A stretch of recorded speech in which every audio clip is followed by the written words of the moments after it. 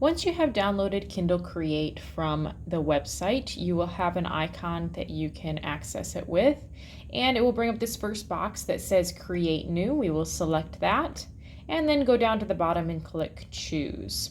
Now it gives you three different options: reflowable, comics, and print replica. We're going to stick with reflowable and go ahead and choose our manuscript file, which I have already ready here. And we'll wait for that to import into the program. Now, Kindle Create does more than just convert your files into the right ebook format that you need. It will also let you do some basic editing.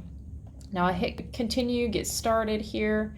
And the first thing that it does is it suggests chapter titles for you based on how it has scanned your entire manuscript. I am going to reject those because I want to keep that how I had it formatted in Word. It did change up my font typeface some, but that is okay because it was probably going to get changed up anyway. All right, on the left-hand side, we have our front matter, our body text, and our back matter. If you need to add any more front matter, you can click on the plus sign right here, and it gives you other options. Now you have your body text here, which also includes my front matter because that's where I formatted it already in Word, but it doesn't matter because it was formatted correctly. And then I have my back matter that you can add in here as well if you need to add anything extra once you get into the program. On the right hand side, we have your print settings, theme, save, preview, and generate. And right underneath it, we have our text properties. So it includes different design elements here, as well as formatting, which includes color, text size, bolding, alignment, drop caps, indents, and spacing as well. As I work through my manuscript, I'm going to take a look and make sure everything looks correct. There's my copyright page, and I move on to my table of contents, which has the hyperlinks added to it correctly.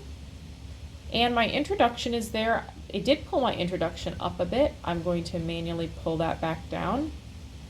And same thing with my half title page here. I'm going to put that centered and right in the middle. And we're on to chapter 1 here. Now I'd like this about halfway down the page, so I'm going to put that there.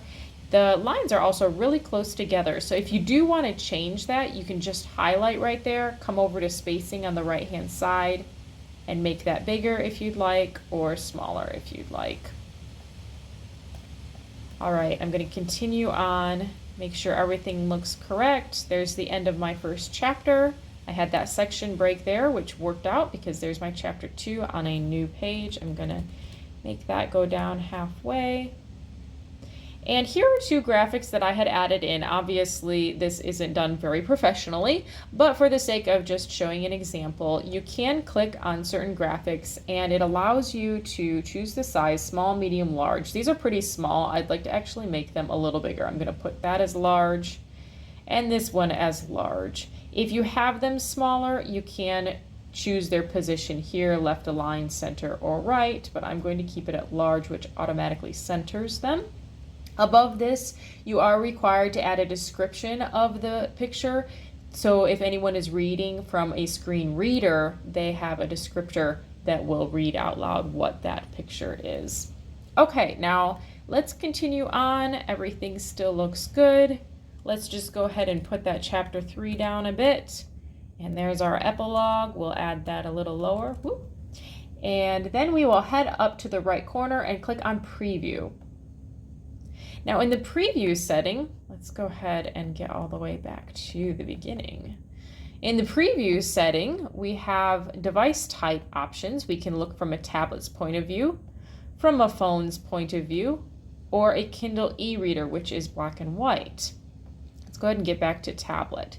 We also have font options and can look and see what that would look like, which is what the reader would be able to choose. And we also can change up the size. If someone needs their font sizes much bigger, we can see what that would look like. So let's get it back to what we originally had, number 4. And we can just start looking through it, seeing how everything looks. There's our introduction, half title page, our chapter 1, and we continue on and just double check and see how everything will be viewed. And obviously everything's going to be viewed different based on the size of the device. So you can't get a perfect fit for everything, but it does give you some good options to be able to review it from. All right, that is a little overview of Kindle Create for you. You can go ahead and explore it more if you'd like, but it gives you that extra editing option there that's not included in every conversion software, or if you're interested in that. If you liked this video and are interested in a complete guide to learn all the steps to create your book and self-publish it, check out my Notebook to Real Book online course, link in the description below, along with some other free resources.